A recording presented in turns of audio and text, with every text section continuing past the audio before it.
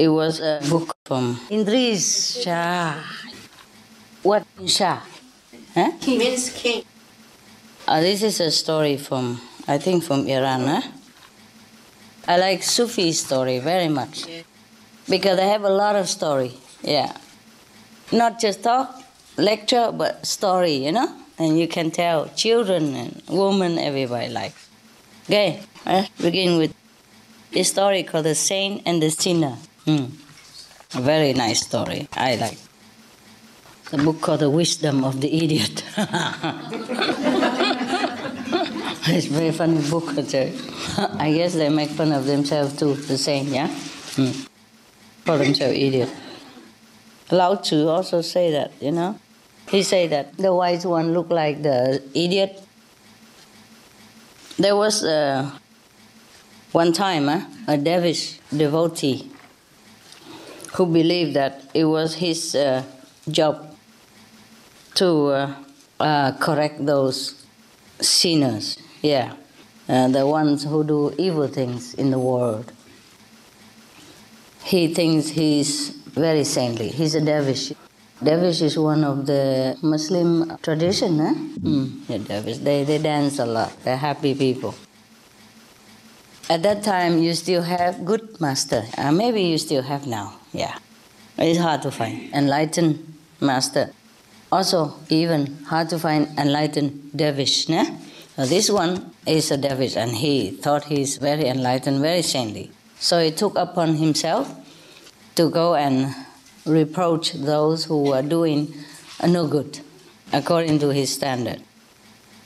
And he also wanted to preach to them spiritual ideas, reproach them for what they're doing wrong, and telling them what they must do, they should do. Some busybody, You like my clothes?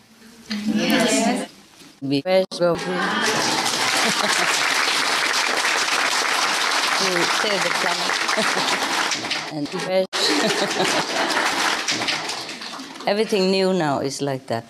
Yeah. You can also do that. You paint it on, Or you stick on, So he believed that if he teach them the wrong thing that they're doing, tell them not to do it, and tell them the right thing, then they're going to find the truth and the right path. But in this book, the author wrote that this dervish, however, did not know that a teacher is not only the one who tells others to do things by acting through fixed concepts, but the teacher must also know, the innermost situation.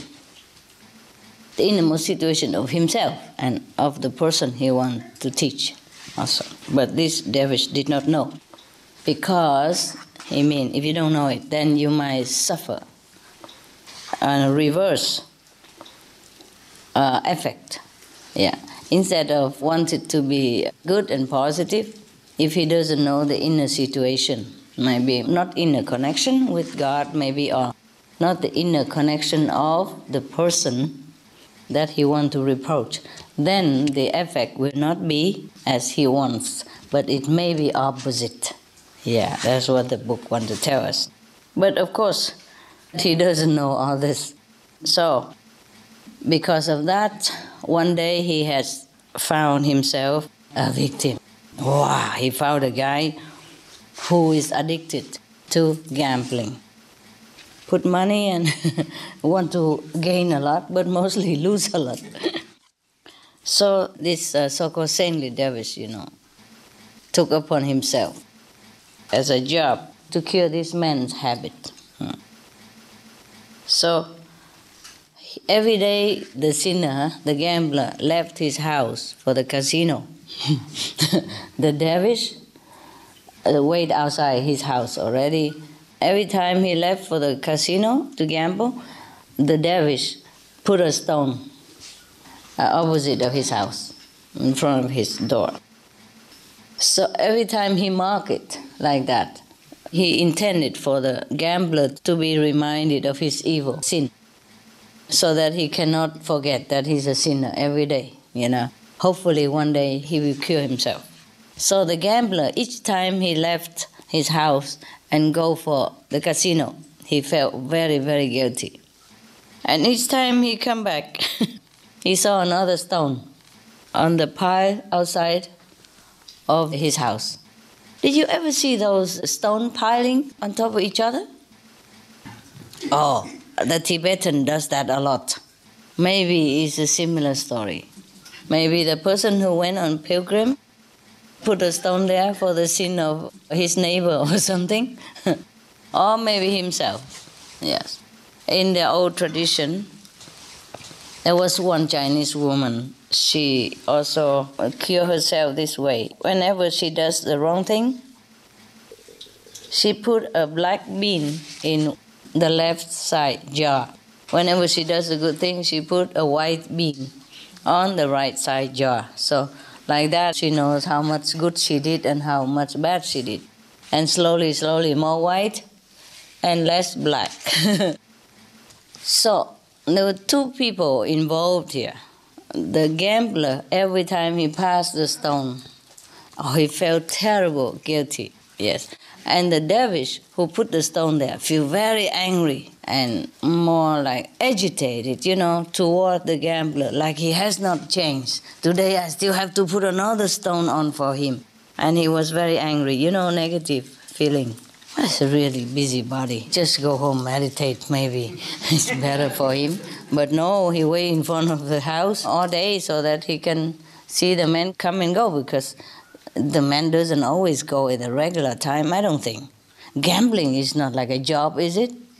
Not like you go from 8 o'clock, you go back at 5. No. So the dervish must have been like standing in front of this guy's house or sit in front of his house all day, waiting until he gone, waiting until he come back. Therefore, of course, he's angry too.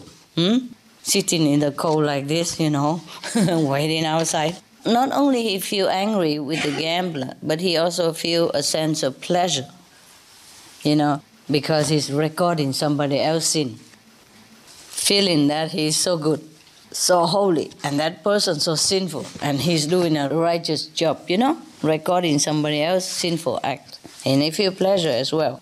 Angry at that gambler, but feel good about himself, proud. Now this stone business going on for 20 years. Both of them are very, very persistent.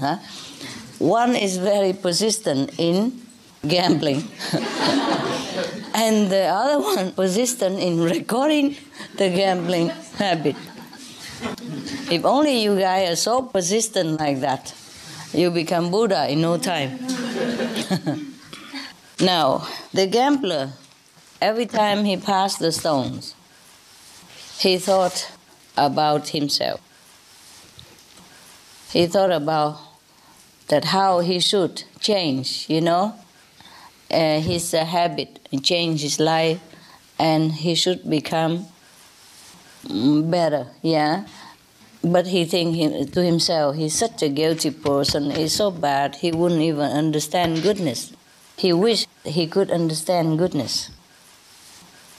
And then he feels that the holy person there, how he's so good in working for his redemption, yeah, for his sin.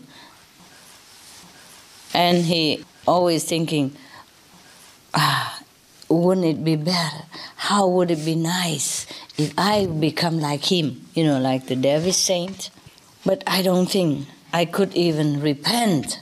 I could not even repent and change my life, not to talk about becoming like him, because his place, the Dervish place, is surely high in heaven, that I could never dream of touching his feet.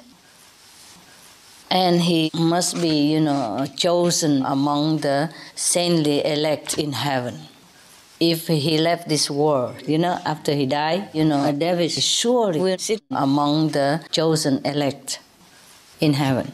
He was thinking all this goodness about the dervish and feeling shameful of himself every day, but continue doing it because he's a kind of compulsive gambler, addictive. He can't quit. Some people can't quit, that's what they say. But he feels guilty for 20 years, can you imagine?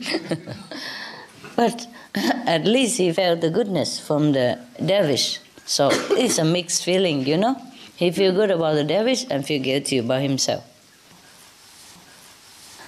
He feels like he could never change his way of life, and he feels, the dervish is really so saintly, working for his sake, to redeem him. One, like a holy man thinking, and the other guy is a sinner thinking, both of them thinking. Now we see what heaven thinks. One day it happened that there's a natural disaster in that area, and both of the men died at the same time. And both of them went in front of the angel. The angel of death came. And the angel said to the sinner, the gambler, very gently and lovingly, you are to come with me to heaven. So the gambler was very, very shocked and said, how can this be? You must be mistaken. Yeah, I am a sinner. I should go to hell. You are looking for the devotee, I think, the dervish. He's right there. It's not me, that guy, who always sat opposite my house, who has tried to reform me for 2 decades. So that is a man you are looking for. So the angel say, the devotee? The dervish? No. He will be taken to the lower regions, since he has to be roasted on a spit. So the gambler could not bear anymore. He screamed. He said, what kind of justice is this? Yeah?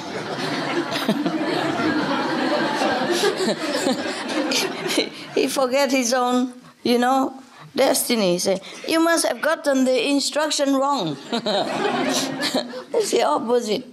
So the angel say, no, not like that, not so. Yeah, I shall explain to you now.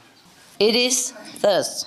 The devotee has been indulging himself for 20 years with feeling of superiority and merit. Now it is his turn to redress the balance.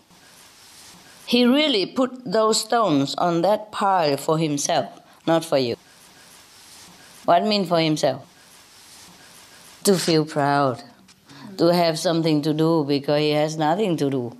And the gambler still beside himself asking, but what have I done to earn the reward of heaven? So the angels say, you are to be rewarded because every time you pass the dervish, your thought first of goodness, And secondly, of the dervish, it is goodness, not man, which is rewarding you for your fidelity. Wow, that's a very good story, huh? Why do you think the dervish is punished and the so-called sinner is rewarded? Because the dervish was focusing on something negative, but the gambler was actually focusing on something positive inside. That's right, that's right.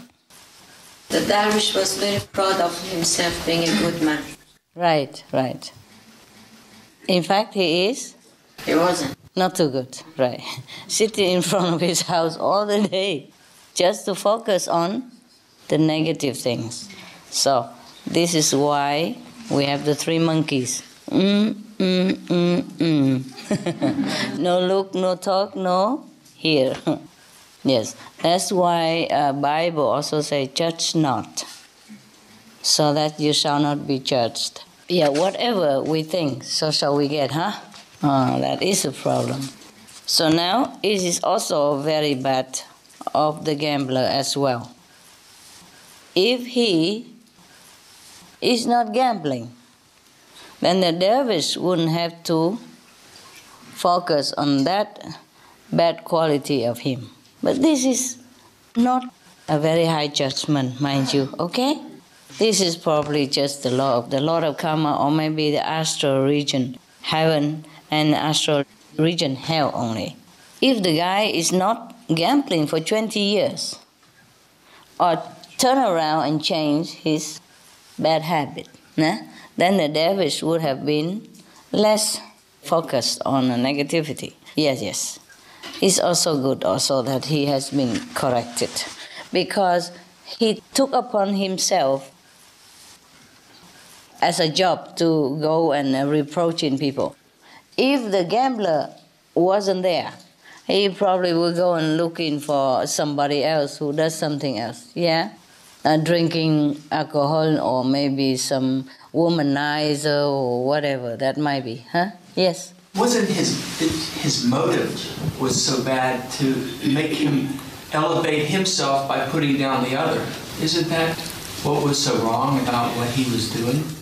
Perhaps so also. Perhaps the thing is that he wasn't well practicing himself. Yes. And being a dervish, he should focus more on his own development first before he can correct somebody else. That is why we have the diary for you, spiritual diary. Check yourself every day and not checking anybody else. We never know how much we progress yet. We never know how pure we are, so we can't even judge somebody else. Maybe he tried to put down others because, in fact, he's not that good. A good person wouldn't sit in front of somebody else's house and nose into his business, no matter how bad, how good, and keep doing this kind of thing. He feels himself superior. But this is also a lesson for us that we should never do any bad thing to provoke somebody else into thinking negatively about us even, That's why we must keep the 5 precepts, so that we will not be the cause of somebody else's trouble or bad karma, see? Even though maybe haven't judged this correctly about the dervish. But if suppose in the whole vicinity of the dervish town, there's nobody who does any sinful thing, then the dervish would have no chance to commit this kind of judgmental attitude or sin, or the act of judging other people. Even though he has this kind of character within him. But if there's no sinner around, no negative things happening, then he wouldn't be focused on it. And maybe he has more chance to focus within himself. Nevertheless, that is not a good excuse either for the dervish who's supposed to look inward and not look outward. But maybe we can make a good excuse for this dervish, maybe because at that time he was just a dervish by name. Just like people register to become Christian or Buddhist, but they don't even practice anything. The teaching of the Christian, they don't even know it. They don't even read the Bible. So they don't know even. The Bible tells us not to eat meat. Be you not among the meat eater and the wine drinker even. Not among the people, not to talk about that we eat meat and drink wine ourselves. How obvious it is, but how many people read it and how many people understand it. Vegetarianism in religion. The Baha'i Faith.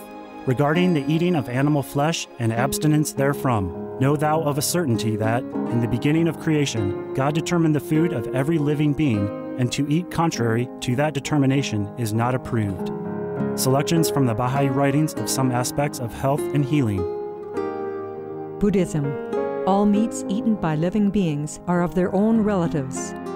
Lankavatara Sutra. Also, after the birth of the baby, care must be exercised not to kill any animal in order to feed the mother with meaty delicacies, and not to assemble many relatives to drink liquor or to eat meat, because at the difficult time of birth, there are innumerable evil demons, monsters, and goblins who want to consume the smelly blood. By ignorantly and adversely resorting to the killing of animals for consumption, they bring down curses upon themselves, which are detrimental to both the mother and the baby. Ksitigarbha Sutra. Be careful during the days immediately after someone's death, not killing or destroying, or creating evil karma by worshipping or offering sacrifice to demons and deities, because such killing and slaughtering committed, or such worship performed, or such sacrifice offered, would not have even an iota of force to benefit the dead, but would entwine even more sinful karma into previous karma, making it even deeper and more serious. Thus, delay his rebirth to a good state. Karma means retribution. Ksitigarbha Sutra. Cao Dai. The most important thing is to stop killing, because animals also have souls and understand like humans. If we kill and eat them, then we owe them a blood debt. Teachings of the Saints. Christianity. Meats for the belly, and the belly for meats, but God shall destroy both it and them. Holy Bible.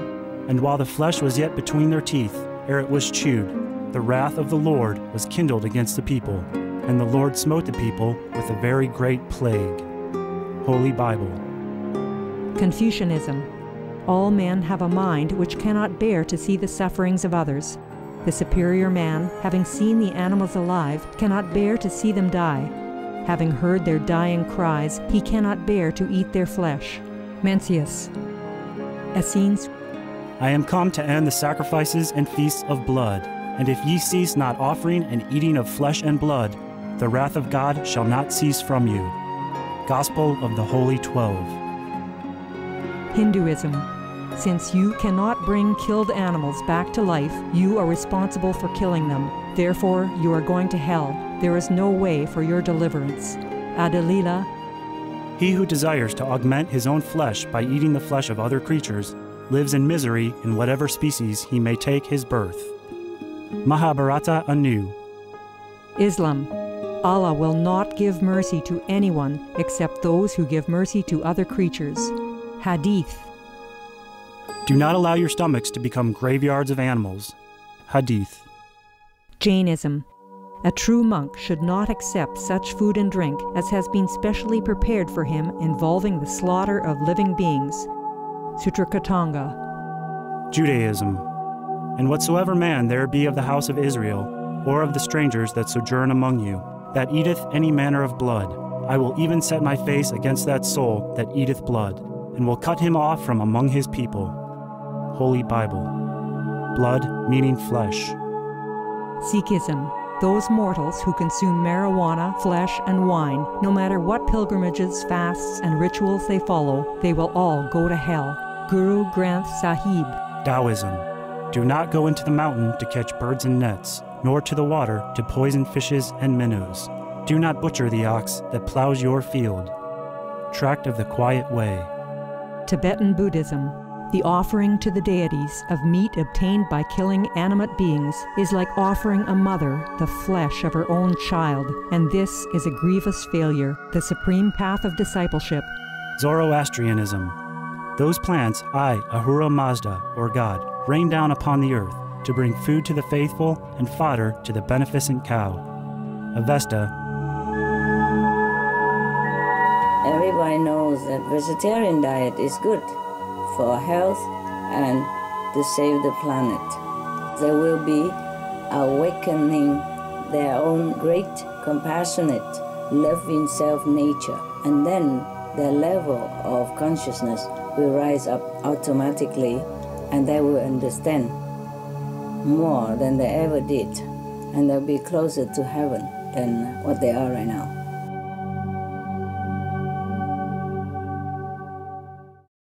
So, to be somebody, to be a religious person, we have to practice the religious doctrine, not just by name.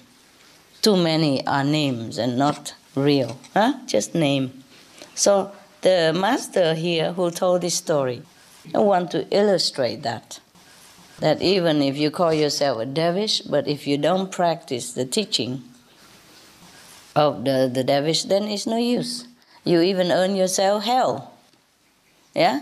Because maybe you just read the dervish teaching. You don't gamble, you don't drink wine, you don't do that, you don't do this. Oh, you just read it. And then you go out and check. Whoever drink, whoever gamble, oh, this is terrible. This is atheist, this is bad. So we have to correct them. We have to judge them, we have to criticize them, something like that. This is no good. Yeah. So now we know already that we should not focus on anybody's shortcomings, even if it's true or not. Because sometimes they doing bad thing outside, but inside they are repenting, yeah, and always humble themselves. At least they cannot curb their compulsive tendency, but at least they're humble, yeah, and they remember God and repenting every day for what they're doing. Yeah, repenting, do it again, but repent again. At least always focus on God or on goodness. Yeah, to repent, because if you repent, means you think of God, right? You think of the goodness side. Yeah. There was a joke about a bus driver and a priest. A bus driver and a priest died at the same time and went to the pearly gate. And St. Peter gave the bus driver very big, beautiful house with the UFO to run around and everything, swimming pool and a lot. And he gave the priest just a small wood cabin. No facility, not much. So the priest would say, but it must be a mistake. I should be the one given the big mansion and all the facilities. He is just a bus driver. I am the servant of the Lord. Yeah, I dedicate all my life, my youth, everything in my life. I dedicate the whole lifetime to serve the Lord. How come you give me such a small little wood house and the bus driver such a big mansion with UFO to fly around back to Earth to visit even? Just a joke. I'm not sure if they have UFO up there. I'm not sure if they even need UFO. Okay. So now, St. Peter said, yeah, you are the priest, but every time you preach a sermon in the church, everybody went to sleep. And whenever the bus driver drive his bus, everybody pray.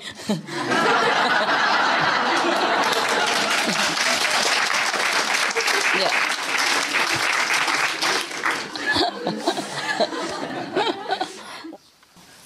Wow, this is very terrible to be punished for piling the stone, right? Can you imagine the bricks layers? What he get? So many bricks, so many houses. Just joking, huh? You know, right? It's a motive. It's important, eh? It's not just your action even, yeah. Wow, it is something to think about, huh? It's a very good story, yeah.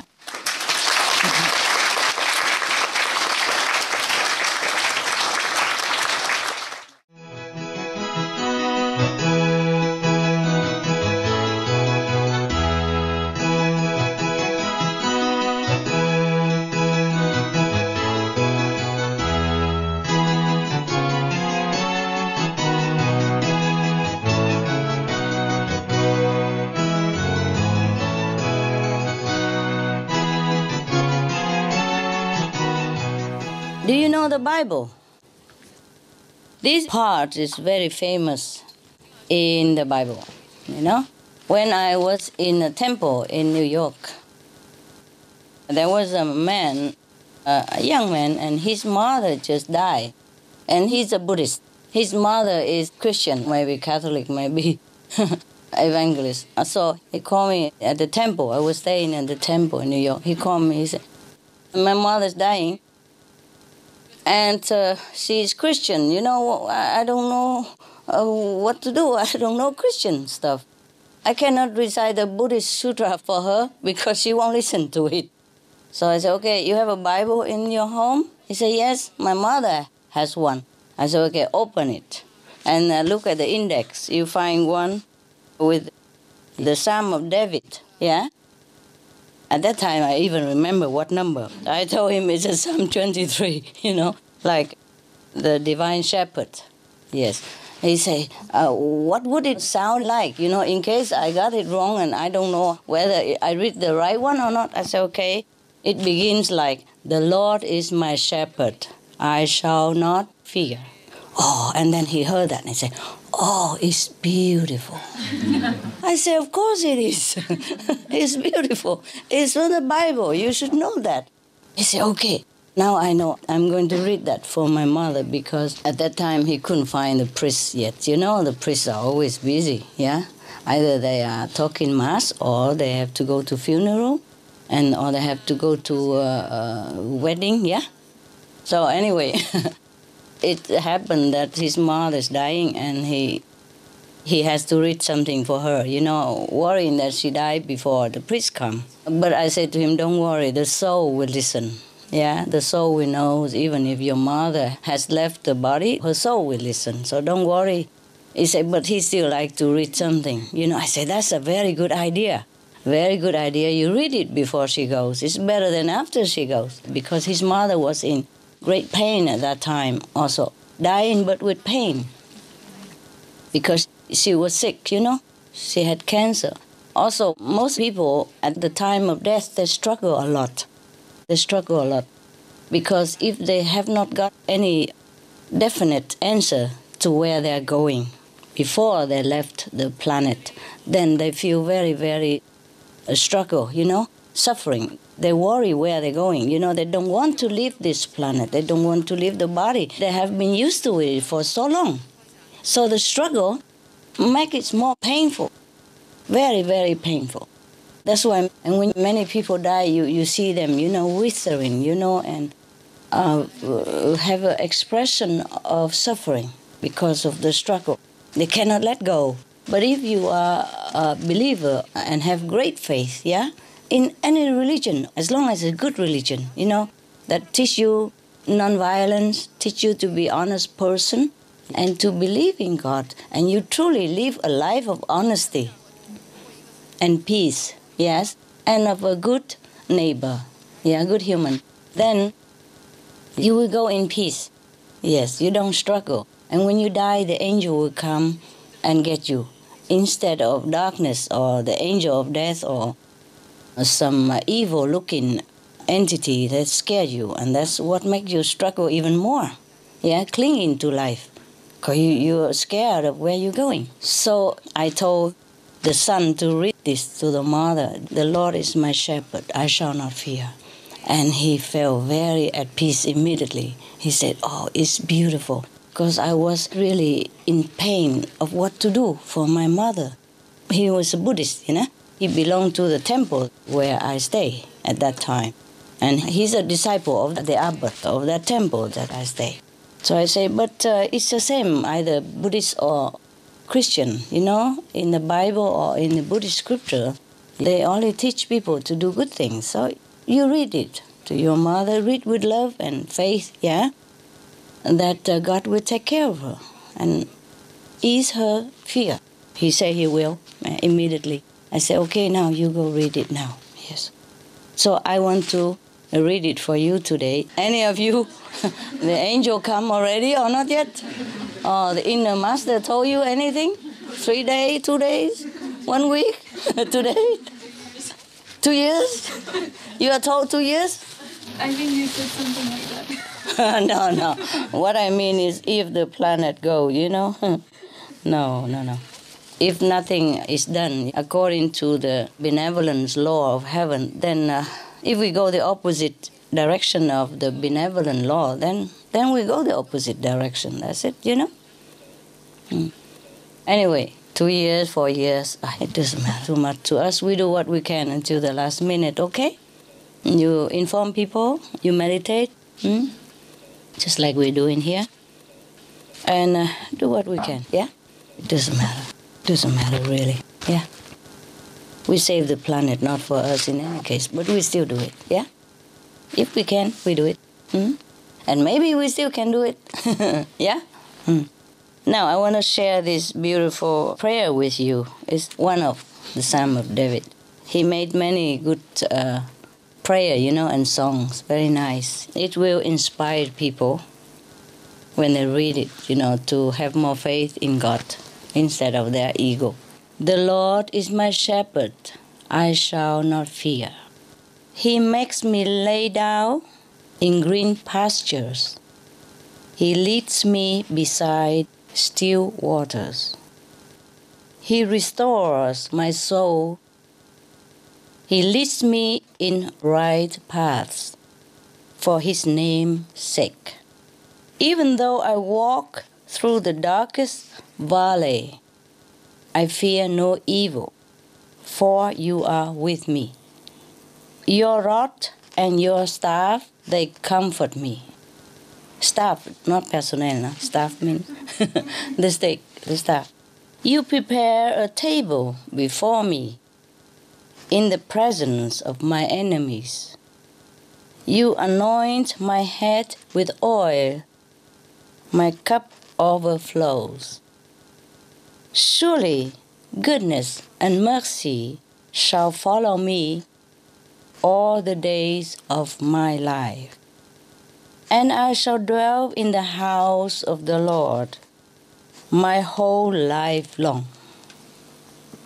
Isn't that beautiful? Yes. That's it? That's just one of it. You want to hear some more? Yes. The Lord is my light and my salvation. Whom shall I fear? The Lord is the stronghold of my life. Of whom shall I be afraid? When evildoers assail me to devour my flesh, my adversaries and foes, they shall stumble and fall. Though an army encamp against me, my heart shall not fear. Though war rise up against me, yet I will be confident. One thing I ask of the Lord, that will I seek after, to live in the house of the Lord all the days of my life, to behold the beauty of the Lord and to inquire in his temple. For he will hide me in his shelter in the day of trouble. He will conceal me under the cover of his tent. He will set me high on a rock. Now my head is lifted up above my enemies all around me, and I will offer in his tent sacrifices with shouts of joy. I will sing and make melody to the Lord. Hear, O Lord, when I cry aloud. Be gracious to me and answer me. Come, my heart says, seek his face. Your face, Lord, do I seek. Do not hide your face from me. Do not turn your servant away in anger. You who have been my help, do not cast me off do not forsake me. O God of my salvation, if my father and mother forsake me, the Lord will take me up. Teach me your way, O Lord, and lead me on a level path. Because of my enemies, do not give me up to the will of my adversaries. For false witnesses have risen against me. They are breathing out violence. I believe that I shall see the goodness of the Lord in the land of the living. Wait for the Lord. Be strong and let your heart take courage. Wait for the Lord. Okay.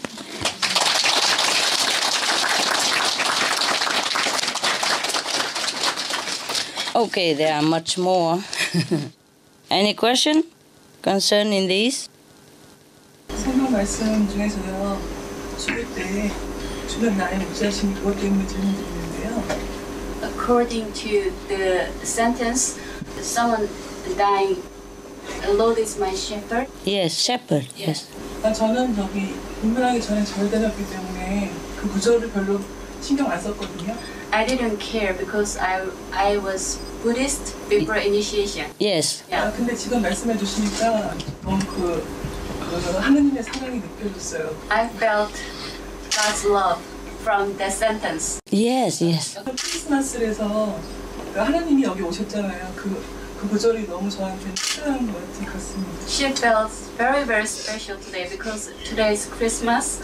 So that sentence feels so much to her. Yeah, I'm glad. Sickness is our own doing, either from the past bad karma or this life bad karma. Mostly after initiation, you should not have sickness anymore. Just maybe eat something wrong, not knowing, or knowing but thinking, oh, just a little bit, doesn't matter. Maybe she should change her diet. Just eat what she herself cook, or, what she wants, she herself cook or the nearby person cook, and not to buy things from outside. Or maybe eat simple food. There are many diets that prescribe to get well. Yeah, nowadays, yeah? It's all over on internet and on Supreme Master Television. The practitioners should take care to eat pure food. And if you feel that you still have bad karma, then change to the karma-less food that I have taught you on the Supreme Master Television. To be sure, that will help you to lessen the bad karma. Initiation is to give you the privilege of enlightenment and to enter sainthood. But you are responsible to take care of that privilege.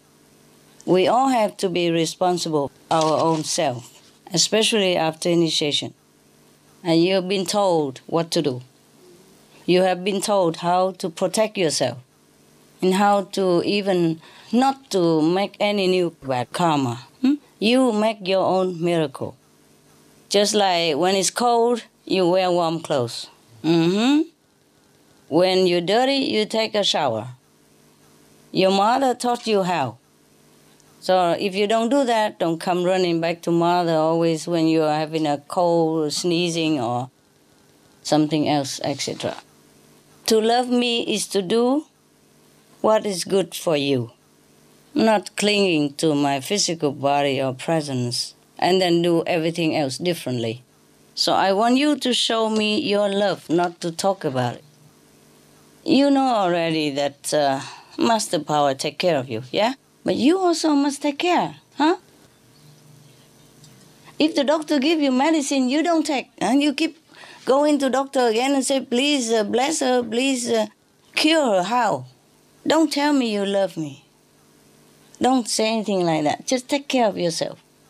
When I see you well, happy, practicing diligently, and progress in your spiritual practice, then I know you love me. Truly like that. Even you don't say it, I know it. Ego is our enemy, eh? Yes, when you do something, oh, I want to help you, I want to help you. And then when they help a little bit, they become big shot. The ego cheat them, say, oh, I do it, I do this, I do that. We have to subdue the ego before we can do anything big. Because if the ego is too big, we can't do anything. We are not one with the divine. And a little training like that, we should take it seriously. Because that's the first step to go higher, into the higher dimension, higher level of practice. But no, very difficult to deal with the ego. So we have to check ourselves, okay? Check it all the time, every day. And what we're doing, whether it's correct or not. Yeah? And listen to the ego is the worst thing you could do. Worst thing you could do to yourself. I just hope you learn from somebody else's lesson also. Yes. Because maybe it's not you now, but if you are in his position or her position, maybe you do the same stuff. You can't check it quick enough. The ego comes out before you even know where you are. And then you can't check it fast enough. That's the problem. That's why you have to do the diary every day. But that's also you can cheat, you know. You take the, no. Something, no. Misconduct, no. Ego, no. Especially ego, no. No, a big no, and no, no, no, no again. I don't have. Me? I have ego? No. You know? These are for you to train yourself, truly, checking you out, you see? So you don't always feel too proud of yourself. Somebody gave me a very funny joke. It's a joke about the beginning of Eden. You know, in the beginning, God made whom? Adam. So he made Adam, yeah? And then Adam complained that he's lonely, yeah. He's alone, of course, nah? You should be happy that you're alone, no? I be happy all the time when I'm alone, my God. Nobody knows the blessing of being alone more than I do. Oh, I enjoy, and I don't feel lonely at all. When I'm alone, then I just am very blissful, you know, inside. And I'm very lazy to go out, very lazy to come even to see you. But I know you need to see me, so I come out. And I also enjoy seeing you. It's not like that I don't enjoy seeing you. If you were not there, I would not come out. Thank God that you are there. Or maybe I just stay in the cave forever, who knows, you know? Oh, it feels so good, you don't want to go out. No. Now, a joke, huh? Oh. In the beginning, God made Adam, huh?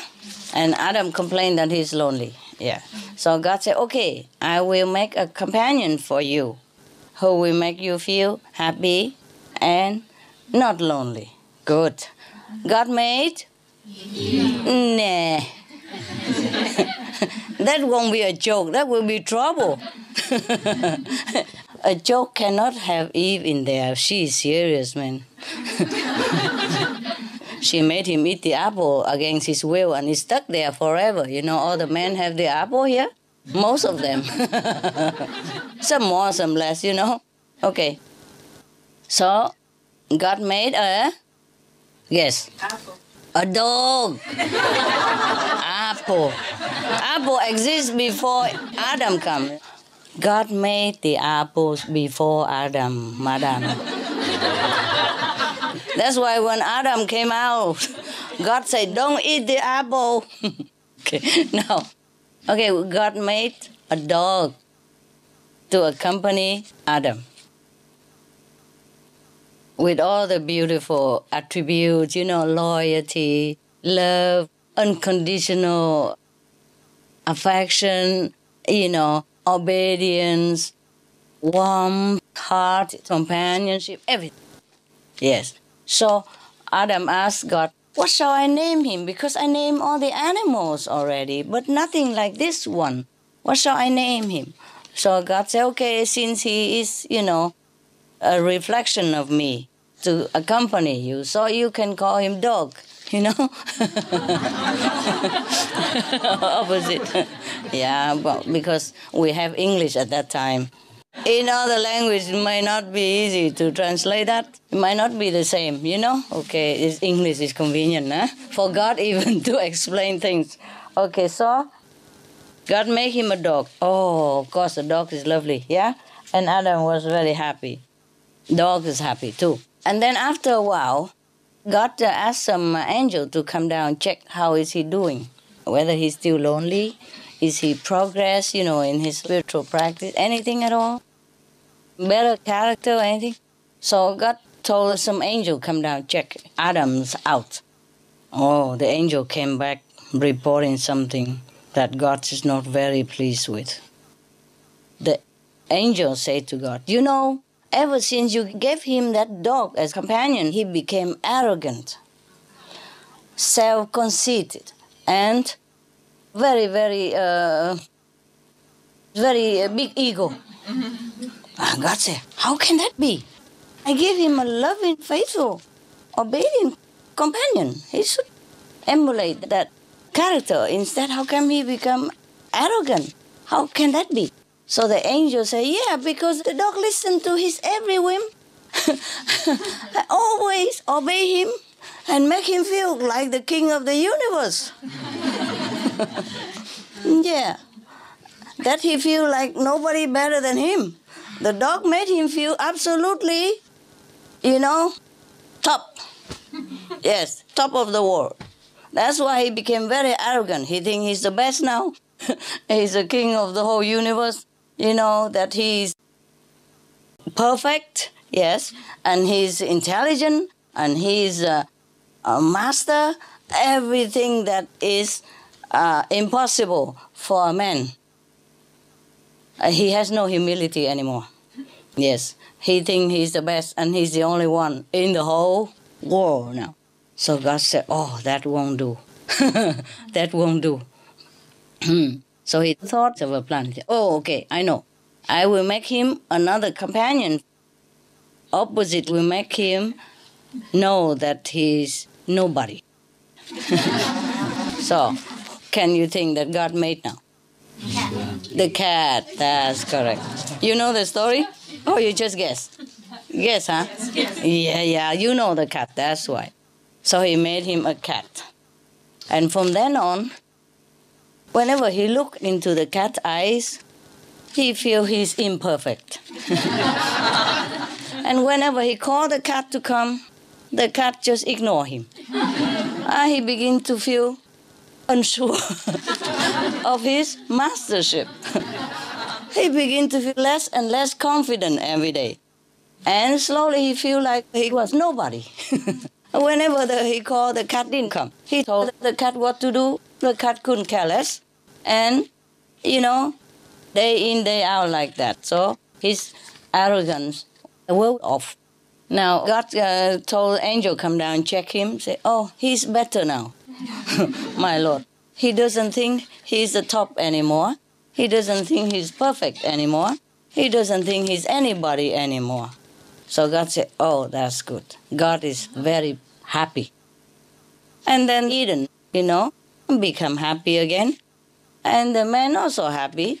And the dog's also happy because the man feel contented now. You know, he's nobody anyway. He couldn't be any worse than nobody. So he's also begin to feel happy, you know, true happiness. And the dogs are very happy as usual. And the cat couldn't care less.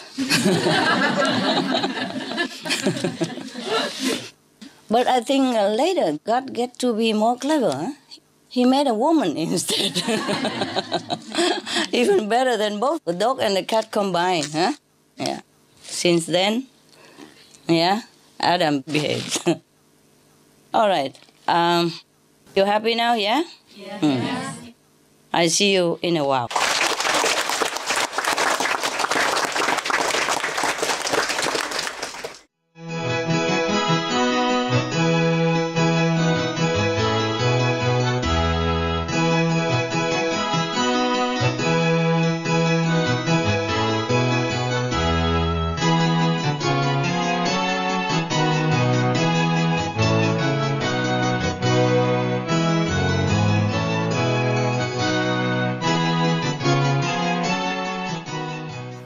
You ever think 故事?不是要吃饼干？啊？都要。好，没关系，等一下还有，2个都有哈。你们都知道那个故事嘛？那些能跳的那些豆子啊，黄豆、黑豆，那会跳的，自己就会跳的。也许我们会再讲新的。有时候一条路我们走来走去好几趟，看不一样哦，然后一个人也是这样啊，看来看去就不一样哦，事久又知人心，又更不一样啊，是不是 ？OK， 好。不过我们不管知不知人心呢，能知心是最好。以前呢，好久，非常久的，非常久以前了啊，有一个老太婆，她一个人单身独饮的活下去，在那个西藏那边靠近西藏了，边界那边，中国跟西藏在一起了，她本来不是说没人要啦，这单独过日不是了，还有一个先生而且生出来一个男孩子，结果2个都去哪里？上天了，OK， 所以他才一个人单身独饮，都无根啊。他有一块小小的地他跟那一块小地就可以度的过日子，他种那些这种五谷啦然后可以卖一些过日这样子，因为他的那个生活从小到大都是经过很多苦难、很多考验、很多辛苦的情况，所以他觉得或许他的业障太深重了，所以他一天到晚很诚心去找名师那个修行，即使他也找不到什么名师了，是他四周围都问了那个村的人他认识谁他就问谁就对了他问有没有什么办法可以洗掉业障问到底了以后，有一个去朝圣回来的人就可怜他，就跟他说一个办法他就说他去朝圣的时候有一位那个喇嘛传给他一个神咒了就观音菩萨的传下来的一个神咒，如果念这个一定会消业障哇，他很高兴，那个就是Om Mani Padme Hum高兴快乐学下去了。这个人她是乡下的那个老姑娘一字也不懂，从来没上学过，而且古代的女孩子不能上学，你们都知道了我们那个社会目前还是重男轻女的不过以前呢，好久那个以前就更重男的如果一个男一个女2个一样的那种身材又一样的那个重量2个放在2边那个正起来的话，一定是男是沉下来的重男嘛重男太重了一点，沉下去了。重男轻女，他就不能上学，他不学什么东西，所以都不懂那个很多字，不懂一字不懂。然后人家教他怎么念，他就怎么念。不过他因为不懂字嘛，又老了嘛，很辛苦了。人家叫他 Om Mani Padme Hum， 他就说 Om Mani Padme Ku。欧姆尼波没什么了，不管了啊，他一直这样念下去。欧姆尼巴没哭，欧姆尼巴没哭，也许是那边的那个方语的吧哈。因为跟我去台湾的时候嘛，我第一次去台湾哈，我去寺庙听人家那个绕佛嘛，一边绕一边念阿弥陀佛，阿弥陀佛，阿弥陀佛，阿弥陀佛，陀佛啊，念到以后就没陀佛，陀佛，陀佛。啊，你们都知道了哈，因为念快嘛，越快越多啊，越多就把那个佛的那个名字把它弄短了啊，阿弥陀佛嘛，阿弥陀佛啊。不过你念越多的话，越有功德嘛，那个人家有这样这么说，所以他就把它弄短了，就变成陀这样子，阿弥陀佛嘛，就台湾那个福建语啦，就讲。阿弥陀佛啊，陀佛陀佛，然后念着越快越陀佛陀佛陀佛陀佛陀佛陀佛陀佛陀佛。我也是刚来的时候，连国语也不懂，何况台语，就去那个台语的寺庙嘛，然后他请我吃饭嘛啊，然后我边吃的边喝东西啊，也有茶什么都有了啊。那和尚问我喝茶，喝茶，我那个时候我就知道。喝茶就是喝茶嘛 ，tea 嘛啊，喝水。我说有了，我就说一句而已，我就别的不懂。他等一下他就说不，喝茶不喝茶。我说喝茶了，有了，我就拿那瓶茶上来喝给他看。我说有喝茶，他就摇头了 ，OK， 然后两个都笑了 ，OK 了，笑就 OK 了啊。我认为他问我要喝茶嘛，喝茶，意思说好不好吃了，喝茶不？台湾，意思说我就听的一半，我说有喝茶了，有喝茶。语言也是很好玩 ，OK， 好，那我们这边这个老太婆了哈，她就念唵嘛呢叭咪哭了啊，唵嘛呢叭咪哭，她就。都念不对就对了，不过没关系。他因为想陪自己押韵，而且也鼓励自己的嘛，所以平常我们都有那个佛教或是天主教或是什么教，多数都有那个念咒那个柱子哈他因为乡下的老姑娘嘛，没有去哪里，而且那个朝圣的人他自己有一个自己念，哪里有给他。已经很好心叫他那个咒语已经很了不起了啊！本来自己要去才行的啊，就像你们嘛，去自己本人要去印信了啊，别人不能替代了。OK， 好，那他没有那个念咒的那个柱子，所以他用那个豆子，黄豆黑豆无所谓了，反正豆子就对了。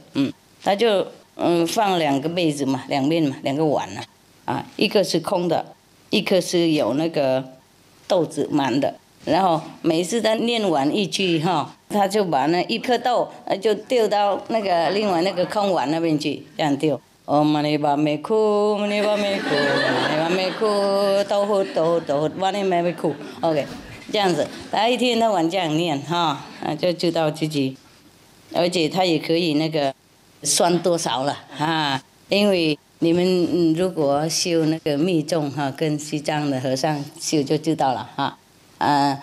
你的和尚会叫你念这个多少百遍哈，或是多少千遍这样子。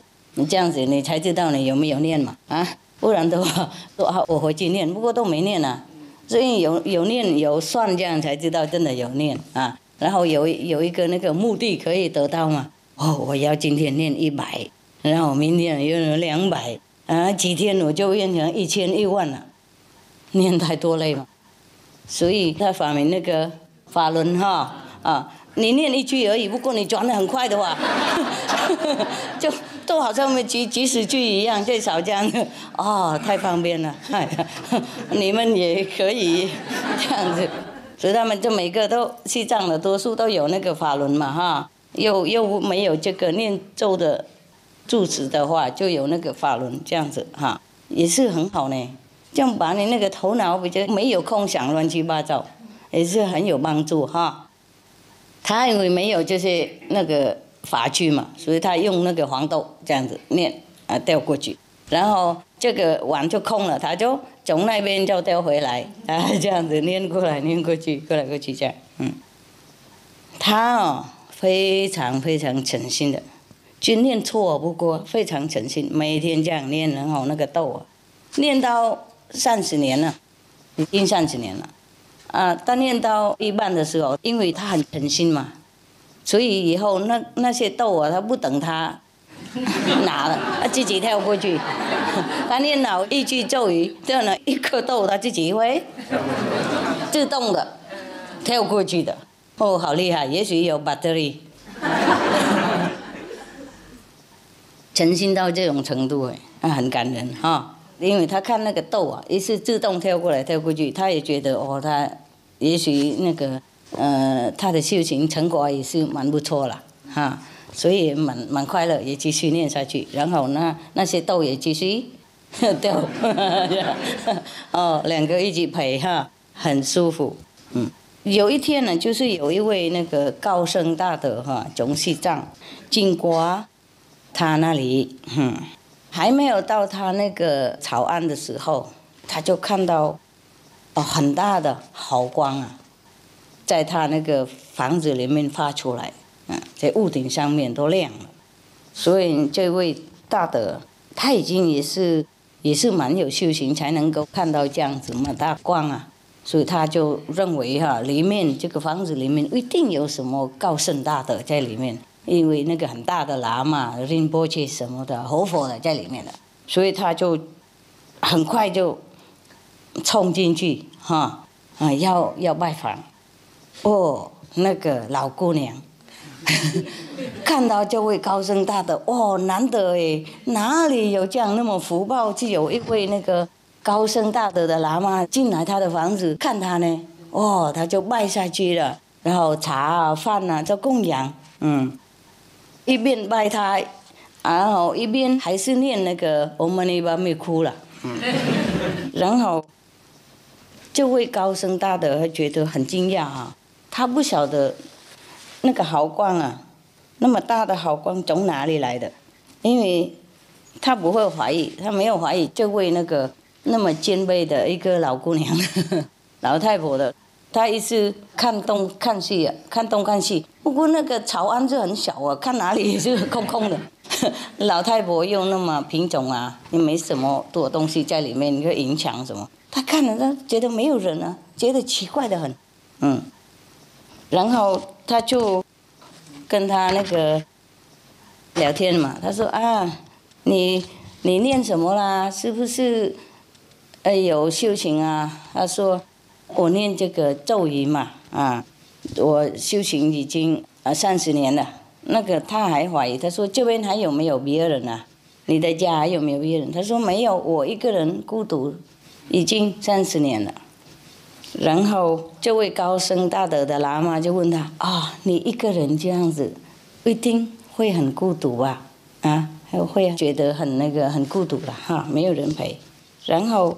那老姑娘就说不会不会，即使我一个人，不过天天我有念咒有修行有那个整理自己身口意，还有惭愧，天天有惭愧，所以我希望那个下一辈子回来，没有比这辈子那么痛苦这样子比较好一点。他还没敢想到那个什么高寡位了，意思说。下一次再来做人，没这一辈子这么辛苦，他已经很觉得能够这样子，他觉得很满足了，来不及了。所以我没有空想到自己孤独或是不孤独特别从那个有一位很好心的朝圣回来的，传给我这句咒语了以后，我。身心更快乐，天天忙了念没有想到自己的那个生活怎么样所以很快乐很快乐。然后那位高僧大德就问他就念这些什么嘛？他就说唵嘛呢叭咪哭了。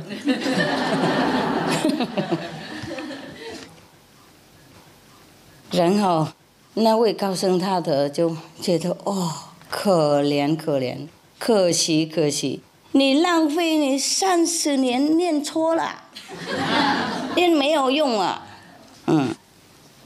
所以那位老姑娘这个时候才恍然大悟，觉得30年花费那么多功夫，结果念错了。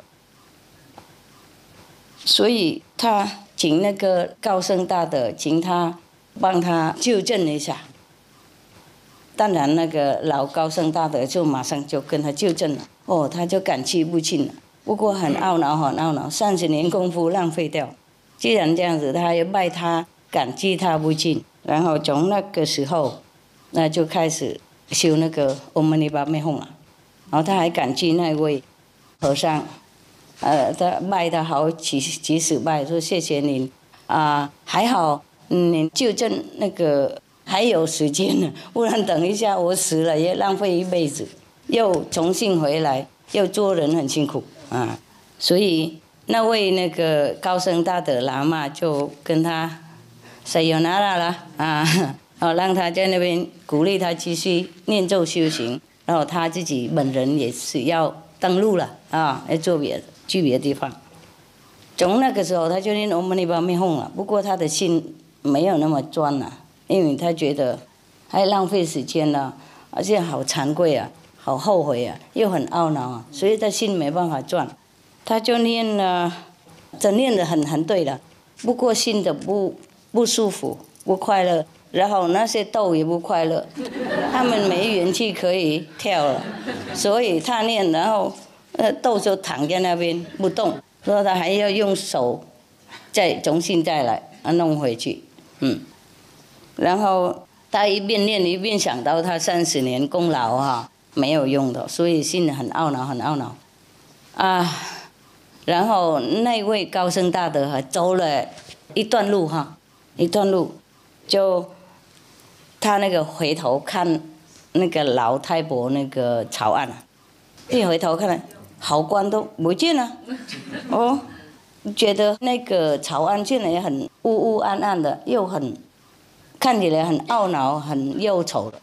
他就突然间他突然间知道了，他知道他本人好意，不过害人的，让那个老太婆自己就乱掉了，精神乱掉了，念不专心，所以他就赶快回去看那个老太婆，他就跟他笑笑说我刚才跟你开玩笑啦你念这样才对啦，继续念跟以前一样才 OK 好，然后那个老太婆就说你为什么骗我呢？然后这个喇嘛没办法，就说我就考验你那个诚心嘛继续念跟以前一样，唵嘛呢叭咪哭，唵嘛呢叭咪哭，唵嘛呢叭咪哭，记得吗？当然那个老太婆很高兴的说谢谢佛祖，谢谢佛祖刚才我认为我30年功夫都丢了，所以很懊恼谢谢老高僧指点然后当然那个高僧大德就离开了，然后那个老太婆继续念了那个唵嘛呢叭咪哭，然后豆就继续跳来跳去，这样子快乐 OK。 然后那位高僧大德那个喇嘛走了一段路，又再回头看他那个草案好官又再很亮了，比以前还要亮的，因为他现在又有鼓励了信心了亮得很。然后当然那位高僧大德喇嘛也是很舒服，笑笑，然后自己走OK 懂了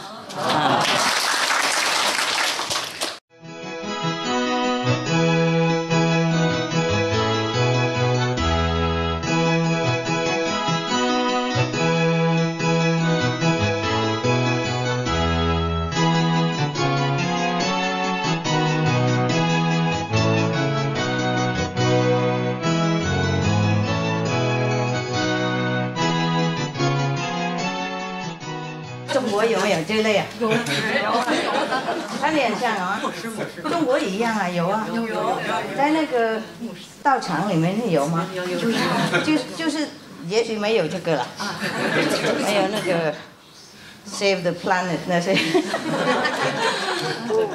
地球。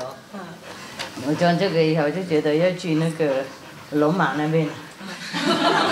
Vatican 啊，很像啊，哎，啊，圣诞节嘛，没关系嘛，走，去打招呼，你们想看我就带出去。Request for greens to save the planet. Lucky no coral here. Okay, lay down and go sleep now. Here, help me. Okay, today is still Christmas a little, huh? I'm reading you the Bible, okay? That's a good thing here we should read, huh? Yeah. It's very, very easy, so we don't even need to explain it, you know? Now, these are some of the very beautiful reading in the Bible. These are very nice psalm, you know, of King David. Yes, they're very beautiful, very poetic. I liked them a lot when I was younger, huh? I still like them though. But there's so many other scriptures, you know, so we cannot always read one. Otherwise, Psalm of David is very nice. Hamid, you read it? No? All right. I read then, huh? This psalm is called Exhortation to Patience and Trust. Patience and trust to whom? Trust God. Trust the divine, yeah? That we are going to be provided what we need, yeah? Sometimes what we want is not what we need, okay? You must know the difference between what we want and what we need. So here it's just what we need only, because what we need is very little, yeah? What we want is a lot. So it says here, do not fret because of the wicked. Do not be envious of wrongdoers, for they will soon fade like the grass and wither like the green herb. Trust in the Lord and do good deeds, so you will live in the land and enjoy security. Take delight in the Lord, and He will give you the desires of your heart. Yes, this seems very easy, but how many people truly can do this, huh? You know, we all say, oh, we love God and we trust God, but sometimes we don't. Remember the guy falling, just a joke I told you long ago, the guy who was falling from the cliff, you know, and then he got hold of the branches and hang on in there. So at that time he prayed to the Lord, you know, he said, oh Lord, I know I have not been a very good Christian and I didn't pray to you often and I didn't go to the church at all. And I didn't read the Psalm David 37 ever. But please help me now. I promise I will go to the church every Sunday. I will help the poor, you know, and I will praise your name. He was sincere in praying. So he heard a voice boom from the sky saying, okay, let go of the branch and I will help you. So the guy said, oh, anybody there? Anybody else there? Understand? Anybody else is there? He could not let go of the branch because down there is the deep canyon, yeah? He thought if he let go, he would die. So this is a trust that we profess that we have, but we don't always have. Let's face it, life is difficult for us here, yeah? And God seems to be too far, yes. So sometimes we wanted to trust the Lord, not that we don't want, but it's very difficult, yeah? The temptation of this world, the difficulty of survival and all the negativity that has been, like bombarding us all the time. It's very difficult for us to think positive even, yeah? To even survive in this world is already very difficult, yeah? Not to talk about even trusting the Lord, which we don't see, yeah? So, for you guys who has seen the Lord, some part of the Lord while you meditate, you should trust more, huh? Because when we see the Lord, then we can trust. If we don't see, it's difficult to trust, right? But now after initiation, we know, more sure about there is a Lord somewhere. And because when we pray, He has answered. So we know, there is one now. So we have more trust. It's easier for us. But some poor people, they don't see God. It's very difficult for them to trust, yeah? We can't blame them. So here, King David, one of the ardent devotee of the Lord of the old time, it's been recorded in here. He's saying, probably his exhortation to his disciples or to his near followers, yeah? Nearby person, relatives, friends, assistant, whatever. So he keep telling them this because probably some of them don't have trust in God. So it's very difficult for someone to take delight in the Lord. As he say here, you should take delight in the Lord. Okay, we love God. Maybe we trust God. But how to take delight in God?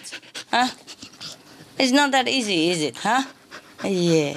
So only the one who see God can really take delight in God.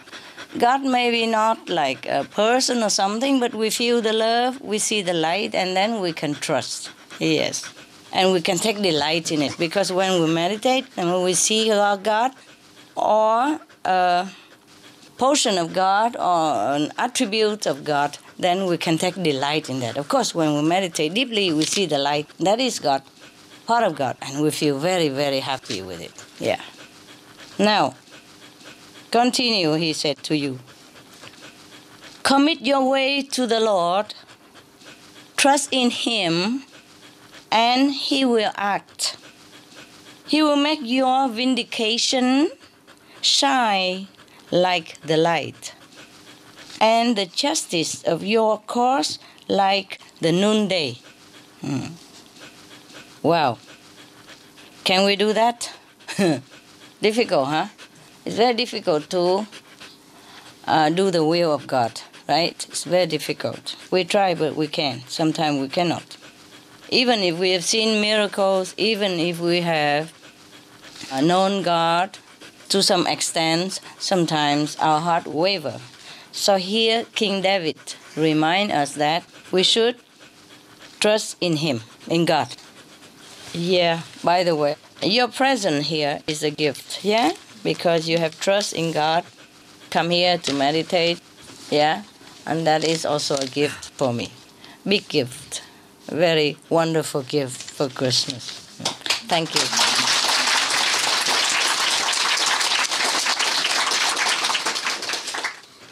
Okay, now,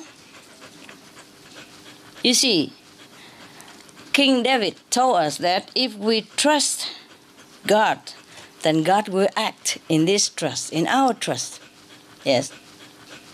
Of course, if we doubt, then we obstruct ourselves. Do you understand me? If we doubt God, then like we build the wall in front of us, like between us and God, there is a wall. We don't trust that God does anything. So, of course, you obstruct yourself. Not that God doesn't hear, not that God doesn't want to help you, but you put yourself in a prison, yeah, where you feel like God cannot reach you. And this is a very bad attitude for us. God doesn't care you trust Him or not. Of course, God is very pleased if His children trust Him and let Him help His children, but sometimes we cannot. So King David told us that He will make your vindication shine like the light, and the justice of your cause like the noonday. I mean, if you trust in the Lord, then sooner or later, the cause of your situation will be very clear. For example, if somebody wronged you, somebody accused you, something that you have not done, somebody persecuted you, somebody give you a hard time, you will be protected by the Lord, and your case will be openly clear to everybody, like noonday. Noonday is the clearest time of the day, right? The noontime, okay. But whoever can have so much trust like that, even the disciple of Jesus, sometimes they have doubt the Master. But Jesus never had doubt about God. Even when he suffered on the cross, he say, "Oh Father, how you glorify me." You see, he could have escaped. He could have escaped. He knew it in advance that one of his disciples will betray him. He said that openly even, but he did not run away because he trusts whatever happened, it's according to God's will. Did you see the Vietnamese opera today? Yeah. It's a moral message for us, no? Yeah. Like the girl, the daughter-in-law, she doesn't want to run away. She doesn't escape because she thinks everything is done according to God's will. Yeah, so she accepted because she also loves her husband. You see? This is how we should love God. Yes. Then we can be united together with God. In due time, yes. It's very rare that somebody trusts God absolutely like Jesus, that he just accepts whatever happened for the sake of humanity and all beings on this planet. He came to do what he has to do, and he trusts that whatever God arranged, that will be perfect. The same, similar to this situation, the story may be true or not true about the mother-in-law and the daughter-in-law. There may be true, maybe not true, but we could learn from it. It's similar to the situation of someone who is separated from their own soul, Yeah. The union of the soul and the oversoul, mean God, that is just like the marriage like that, All kind of evil, all kind of obstruction came between the soul and God. But if we are patient, if we trust in the Lord, then we will have the happy reunion in the end. Okay, we continue. Be still before the Lord and wait patiently for him. Do not fret over those who prosper in their way, over those who carry out evil deeds. So, King David reminds us that we should be still before the Lord. What does that mean? How come be still before the Lord? Mostly people say to you, go and pray, And pray the louder, the better, as the Lord is deaf. As if he's deaf, he cannot hear you. You have to go and pray very loud. Mostly people pray loud, right? That's one thing. Or we can also sometimes pray loud, so we can hear our prayers. It's also some kind of devotion. But here, the King David told us that be still before the Lord and wait patiently for him. This is very strange, huh? Anybody knows what it means? Meditate. Just sit there and wait until the Lord comes. And don't talk too much. Don't have to even pray. Don't even ask anything. Of course, you ask if you want to, but you should not. Is God deaf that you have to talk so loud? Huh? Is God blind that he doesn't see your situation? Is God so unintelligent that you have to explain to him so much? You understand, Therefore, according to this advice from King David, be still and be patient. Wait patiently. Yeah, we sit for long hours, no? That is being still, that is being patiently waiting. See? Perhaps at that time they don't have the word meditation. But this is the same. What else would you be still and be patient? What? Where? Huh? How should we do that? If not by sitting and contemplating and waiting, right?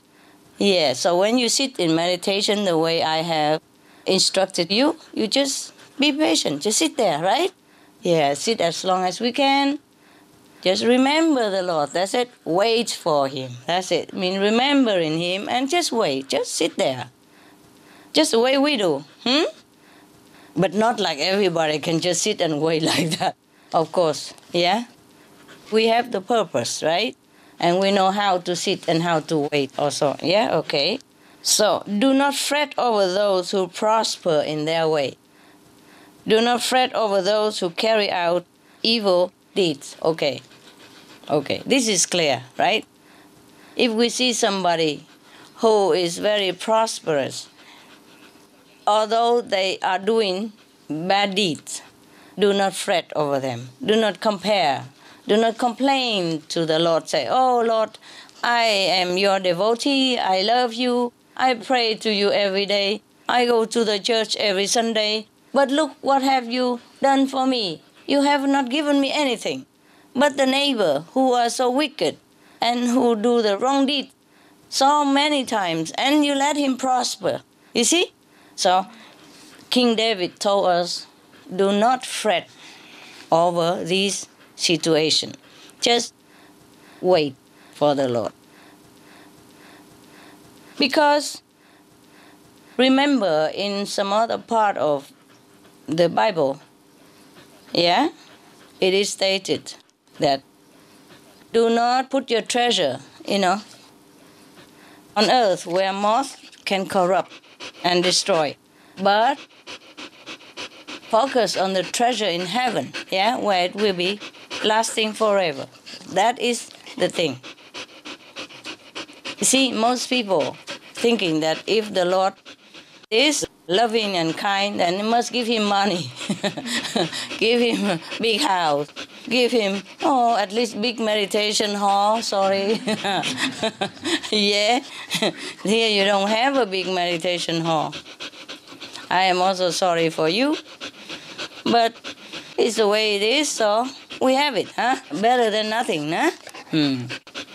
It will never be big enough in any case, right? Yeah. So we are very happy to sit together in such a small room, yeah? Better than big room and nobody. Yeah. Many cases, sometimes big temple, big churches, but nobody there. But it's okay, we're happy here. I truly am happy, yeah? I don't really wish for anything, but I thought it's a pity, There's some big space and nobody there. If we have that, it would be good for you, huh? Have more space, Everybody can sit in 1 square meters, 1 square kilometers instead of just a few centimeters the way you sit. But you know what? This is a very good point here. The way you meditate is the tighter the better. So, at least when the Lord looked down from heaven, he saw, wow, they're sitting very straight.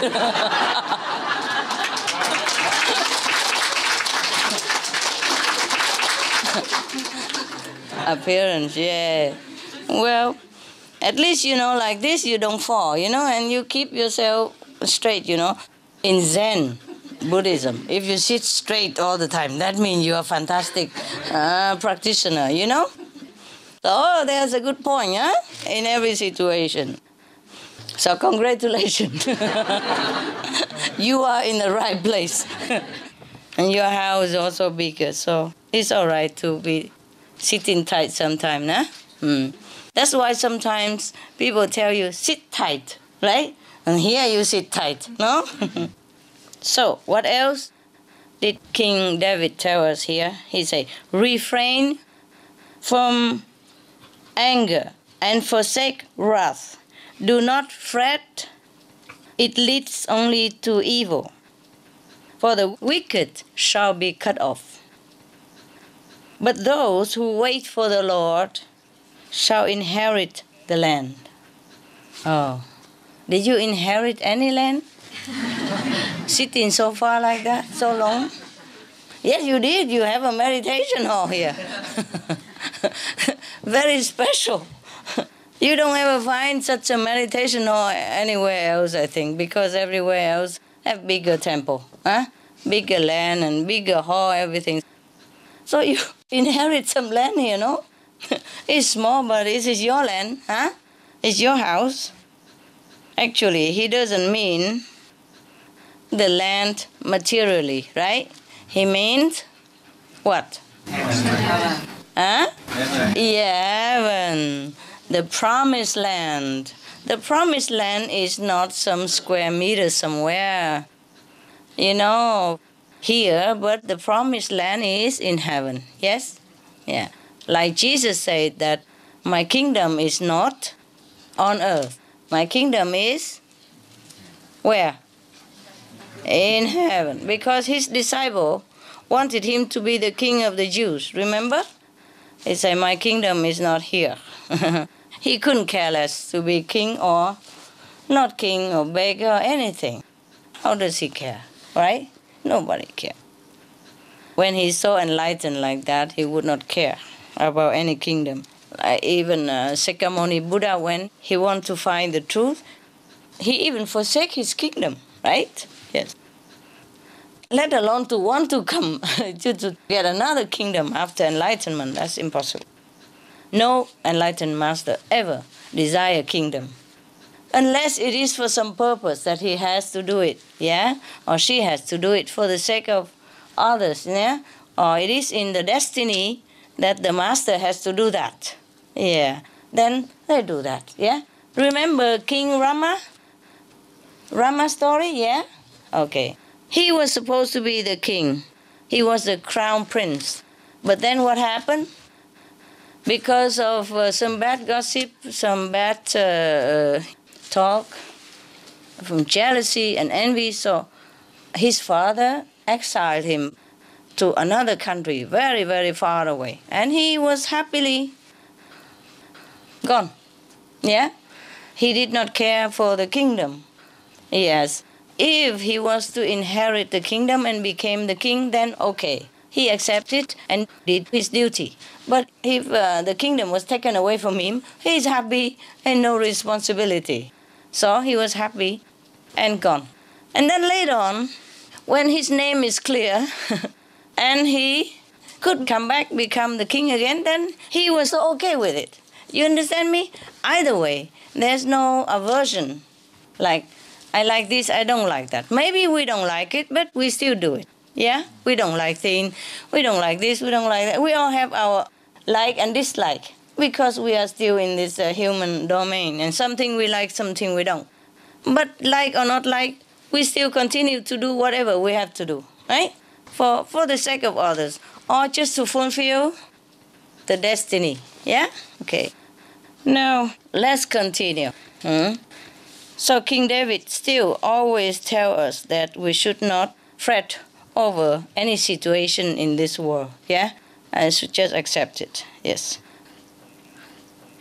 But that doesn't mean we do not check ourselves, Everywhere we go, we should be a disciplined person, and we should bring joy and happiness, in an orderly manner to everybody else, and not to cause trouble, not to be a burden for others wherever we go.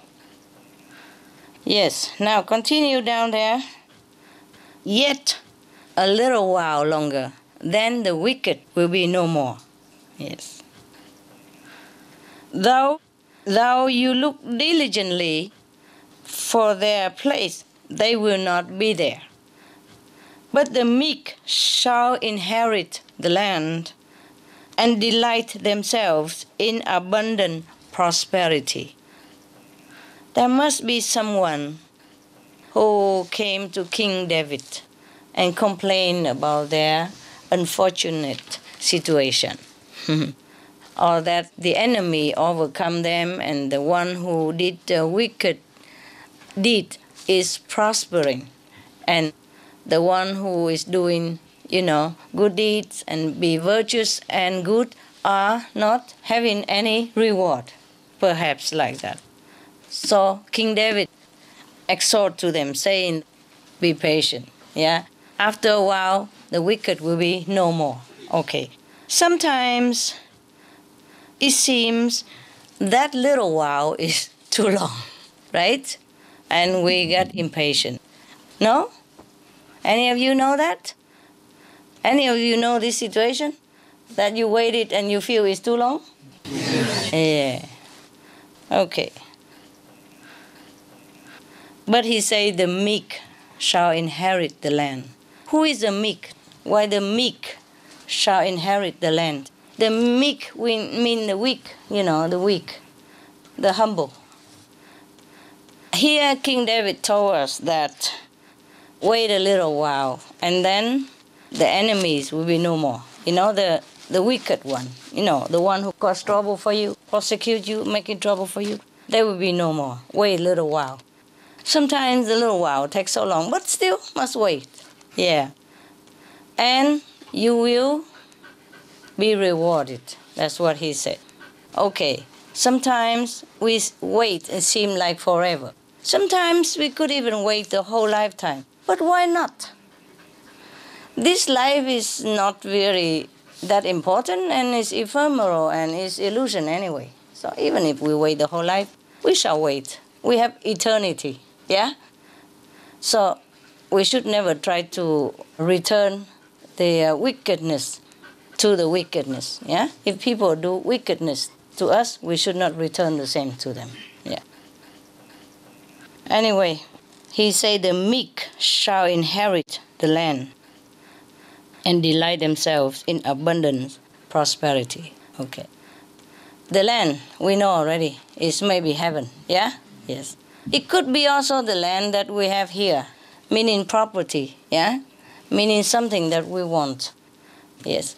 And he said that be patient. If you are righteous, you will inherit it. You will have it, yes. And then you even live in abundance, okay. It might not always be in this lifetime, but sometimes it is in this lifetime, right? Sometimes we see the reward very quick coming to us, yes. It's not always in monetary, not always in prosperity, not always in material things, but we know there are many more reward, better than material reward even, and we know all that, yeah? The practitioner of Kuan Yin method, we know that. Except if you don't meditate well. Except you do not be careful about the food that you eat, that you make yourself impure by eating some food that is not proper, yeah? With animal product or something with alcohol, thing like that. So always be careful, keep yourself pure. Nowadays it's difficult sometimes even, because sometimes you buy things outside, yeah? Sometimes they say vegetarian, but in some country they don't really list the ingredients, and sometimes you don't know what is in there. So it is terrible sometimes, yeah? Even if you want to eat some ice cream, normally it seems very, very harmless ice cream, but then you read, have egg in it. My God, who would ever put egg in ice cream? And what for? You know what I mean? And sometimes ice cream have alcohol in it. And sometimes chocolate, even have egg in it and have alcohol in it, something like that, or some animal fat. So it's very difficult to even choose something which look very harmless to eat as vegetarian. So you have to be careful, okay? Of course, it's not like God punished us for eating some animal products, but it will contaminate, yes, our purity. It will interfere with the flow of our spiritual perception, yeah, from the divine. It will put like a blot in the road, in between us and our true self. That's the problem. So we have to always be careful. rather eat less, yeah? Rather eat the thing that you're sure, and not to eat more, but the thing you're unsure. All right, so continue. King David told us that the wicked plot against the righteous and gnash their teeth at them. But the Lord laughs at the wicked, for he sees that their day is coming. It means your God, your Lord, your protector, knows that even though the wicked people are doing some bad things toward you, persecuting you, or, pressurizing you in some way, or giving you terrible time. But the protector, the Lord, sees everything. He is not in a hurry to even punish them or anything, because he knows the law of cause and retribution will be just. And he sees that the wicked people are coming to an end. But they don't know that. So they continue their wicked way and oppressing the meek, the weak people, the humble people.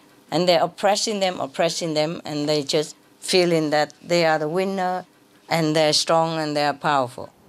But God knows that their days are numbered, that their destruction is coming.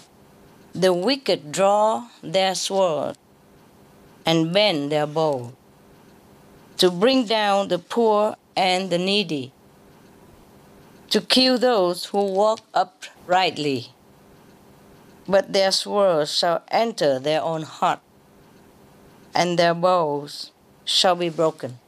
Better is a little that the righteous person has than the abundance of many wicked people. For the arms of the wicked shall be broken, but the Lord upholds the righteous. Yes. All this is to tell his near people that do not fear, be patient. Even wicked people seems to be strong, and they have all kind of weapons, and they're oppressing you, but the Lord will break all that. Will destroy them for your sake, to protect you. But only if you trust in him and let him do it. Let God's will be done. Just be patient and wait. Just meditate and think of the Lord. Everything else is not our business. Except you make your living, yeah? To feed yourself and your family. Everything else, let God take care. And it will be done. No matter what situation, it will change. Many of you know that, or not? Yeah. In some places, some country, some situation, it feels like so hopeless. It feels like you will never get out of that situation. Or you can never get out of your country even. But it changed. Yeah. A few months, a few weeks, sometimes few years, it changed. Everything changed. No? You see the change or not? Everywhere we see the change. It's not fast enough for us. Of course, we are not patient, as King David told us here. Sometimes we are not patient. I have to say sometimes things change too slow for me. Yeah? But I know there's nothing else we should do except wait and do our job. Our job is just to remember God and to meditate on God every day. Everything else will take care of themselves. Jesus also told us that think not of the tomorrow. It's enough that you take care of everything today. Yes. And do not worry about your tomorrow. Because look at the lily in the field. Look at the grass. How God also would take care of them. And how wouldn't God take care of you? See, none of us can say such thing confidently. Can you? Yeah. Do you have such faith like the Lord Jesus? Possible? Yes. Yes? Yes. Possible. Really? You have? Wow, congrats. I'm proud of you. Wonderful. Let's see. Yes, when you sit here in front of me and listening to nice story from the Bible and good advice and in a good company and have good food and looking at a good dog, it's very easy to say, yeah, I have faith like Jesus. Oh, wait, because we are not crucified like the Lord and we don't go through so much tests. Most of the time, it's the Master who took upon himself, like Jesus Christ or other gurus, even Prophet Muhammad, even Buddha, even the Sikh gurus, even, all the masters, they took upon themselves all the trouble, all the burdens. That's why you don't have any burden. You always feel safe, happy, and you don't understand much of the suffering of the Master, right? Yes. None of the disciples of Master Jesus even understood him that much. Some even deny him, etc., etc. Some even doubt him. But we are learning, huh? You are learning, no? Good. Learning to have faith like Jesus does. You know what? But heaven doesn't expect much from us. Remember what Jesus said. If you just have the faith as small as the mustard seed, everything is possible. You see? Yes. Therefore, so little faith that you have, and God still have mercy on you and help you every day, huh? And give you a lot of miracles and, fulfilling your wishes every day. Yes. Well, at least you are grateful, no? Are you? Yes. Okay. So God also knows that we are weak. We are tempted in this world and we are very, very oppressed from all sides. Yes. By all kind of trouble, all kind of burdens that weigh down on us. Sometimes very difficult just to have a happy day, huh?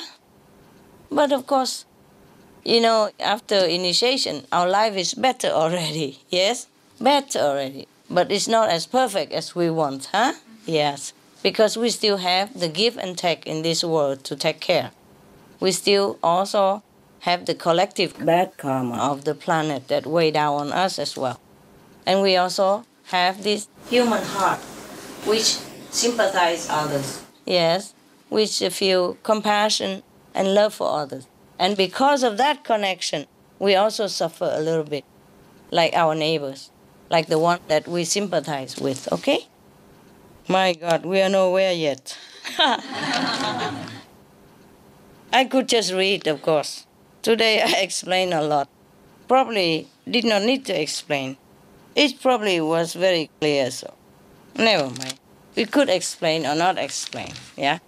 We explain just for fun. Otherwise, it's very clear, yeah? The Bible is very clear already.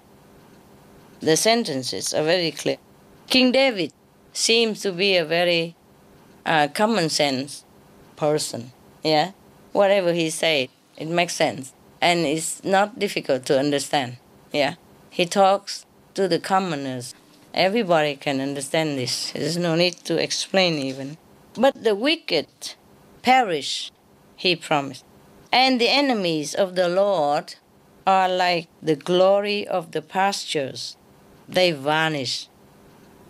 Like smoke, they vanish away. Yes. Anyone who goes against, the devotees of God, yes, the true devotee of God, like you are, like his disciple, maybe, he said. Like the way you are, whoever go against you means against God. He means that. And whoever go against God is his enemy. The enemy of God will vanish, will disappear.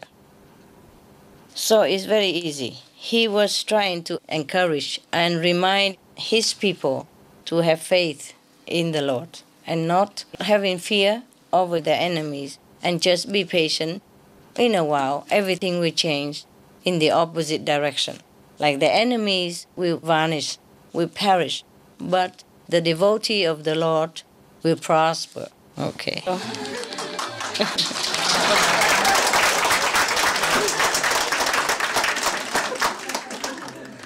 That's what it is anyway. He keep telling them that don't worry, yeah?